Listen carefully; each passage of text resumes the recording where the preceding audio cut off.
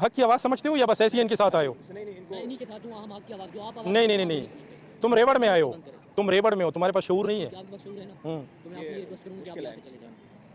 पिछले सुने तो सही ना, आप सुन लेना, हम आपकी आवाज़ उठा रहे हैं, आपकी आवाज़ है ना, आप समझ लें। नहीं, आप खत्म करिए, इधर ही खत्म करिए। आप मैं समझ, बंदे को बुलाऊंगा, वो आपको यहाँ से भेज देंगे। वो अच्छा बुलाएं बुलाएं उनको, आप बुलाएं उनको, बुलाएं, मैं जो कर रहा हूँ। गलत है ना, स्पीच किए तो इसका मतलब आप बाहर जाकर बने, यहाँ ये जब ये आप यूज़ करेंगे कि आप हमारा बयान लेकर जाए, हम इस चीज़ को बलूचिस्तान एफसी का एक हवलदार अगर हराम और हलाल के फ़र्क को नज़रअंदाज करे ना, करके इन माफिया का हिस्सा बने, तो वो इस्लामाबाद के महंगी तरीन जगह पर माहाना के हिसाब से एक महंगी कोठी ख़रीद सकता है।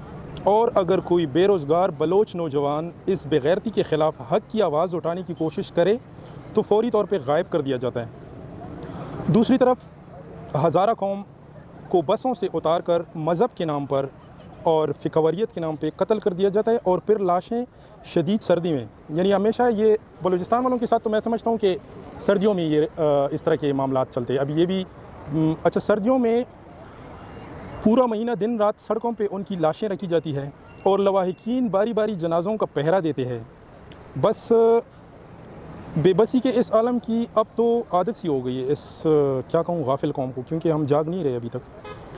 गुमराही का ये बाब इत्तेफाक से कुलता नहीं है, बल्कि ये काफ़ी मनसूबाबंदी के साथ खोला जाता है ताकि हमारी आवाम और हमारे नौजवान नस्ल को उलझाए रखे, जैसे कि लोड शेडिंग के मामला है, ताकि हम यूपीएस, बैटरी, जनरेटर, सोलर और इन मामलात में उलझे रहें और लोग आगे चंद्रयान टाइप चीज़ों को खिला तक पहुँचे। तो दुश्मन हमारे वसाइल ताकि चोरी करता रहे और हम उलझे रहें। इस सारे फसाद की जड़ मेरे ख्याल से हम खुद ही है। अमेरिका बज़ाते ख़ुद नहीं आता, ना किसी एजेंसी का कोई जर्नैल किसी हक परस्त और मुहिब वतन पाकिस्तानी को जो मुल्क कौम की सरबुलंदी की बात करता है, ख़ुददारी की बात करता है, अगवा करने, बल्कि हमेशा अपने मातहत सिपाहियों को भेजा जाता है। बस मुझे हर सिपाही से गुजारिश है कि जाग जाओ, नहीं तो तुम्हारे बच्चे भी एक दिन इस फितने की लपेट में होंगे। अगर महफूज है ना इस मुल्क में, तो सिर्फ तुम्हारे जर्नलों के बच्चे महफूज है, क्योंकि धमाके भी हमेशा इन्हीं जगहों पे होते हैं जहाँ पे गरीब का आना जाना होता है। बाज़ार, अस्पताल, कचहरी, पार्क या मज़ार इमाम बारगाह या मस्जिद यहीं पे होता है, क्योंकि यहाँ पे तमाम गुजर गए, तमाम आमदोरफ्त, तमाम मसरूफियात गरीब लोगों की या रेडी वाला या कुछ इस तरह की, यानी गरीब लोगों का ही होता है। बलूचिस्तान में पाकिस्तान का तफ्तान शहर और ईरान का जहेदान शहर एक कदम दूरी पर है। बॉर्डर के इस पार यानी बॉर्डर के उस पार जहाँ पे ईरान की सल्तनत है, एक गुलिस्तान का समा होता है, क्योंकि मैं अक्सर वहाँ पे जाता रहा हूँ, और किसी नेमत की कमी नहीं है यहाँ। जबकि दूसरे हमारे इस पार मिट्टी धूल, यानी एक आपको माजरत के साथ अगर किसी को बुरी लग रही है मेरी बातें, क्योंकि मैं ज़रा हकीकत ज़्यादा खोल के बताता हूँ, तो मैं उसके लिए माजरत करूँगा। इस साइड पे ना गटरिस्तान का समा होता है, इस पार पानी, बिजली, गैस तो छोड़ो, ज़ायरीन की औरतों और बच्चों की पेशाब की जगह भी नहीं।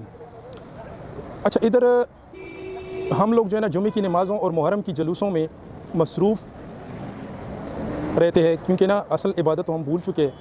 अब गफलत और जहालत मेरे हिसाब से ना कोई ट्रैक्टर नहीं है कि जो दूर से आए, उसका शोर आए और हमें महसूस हो कि यार जी वो गफलत और जहालत आ रही है, हमें उसे किनारा कश होना चाहिए।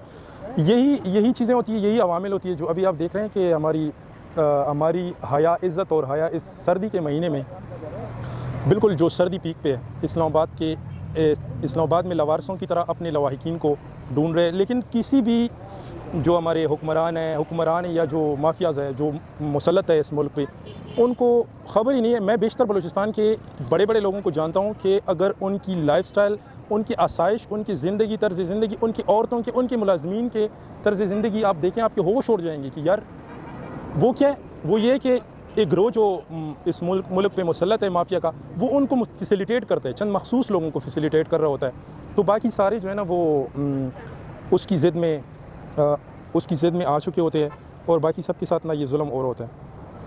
अच्छा, मैं आपको एक और चीज़ बताता चलूँ कि आज जिन बच्चों के हाथों में ना गुमशुदा अफराद की तस्वीरें हैं, आप यकीन करें, नोट करें, लिख लें, कल को यकीनन इनके हाथों में हथियार होगी।